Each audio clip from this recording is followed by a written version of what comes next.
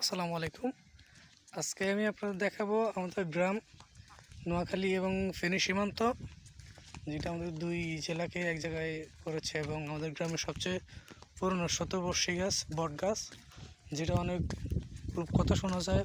সেখানে অনেক আগে নাকি পরীরা গোসল করতো, তাদের চুল মেলে দিত।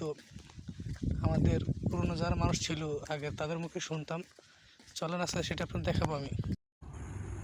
এই হচ্ছে নিশানবাগের শতবর্ষী পুরাতন সেই বট গাছ, যা অনেক কয়েক যুগ ধরে এখানে আছে।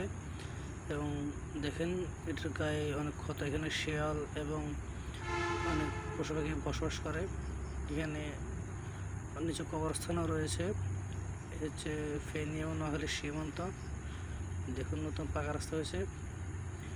এই কালভারটা হচ্ছে এখানকার সব সীমান্ত ভাগ করেছে। এই কালভারটা হচ্ছে এক পাশ, যেমন যেখানে দাঁড়িয়েছে এটা হচ্ছে নোয়াখালী এবং তার অপর প্রান্ত হচ্ছে ফেনী।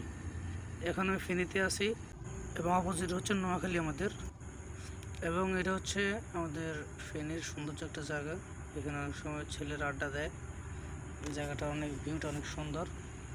নতুন পাকা রাস্তা করা হয়েছে, সামনে একটা পাকা সড়ক, যেখানে একটা সাইনবোর্ড আছে। একটা আমাদের জাতীয় পাখি কোয়েল চলে গেল। এটা গরু ঘাস খাচ্ছে এবং দেখুন কত সুন্দর সোজা একটা রাস্তা, কত সুন্দর গাছ দুই সারিতে। আমাদের হচ্ছে আমাদের ফেনী আর সীমান্ত।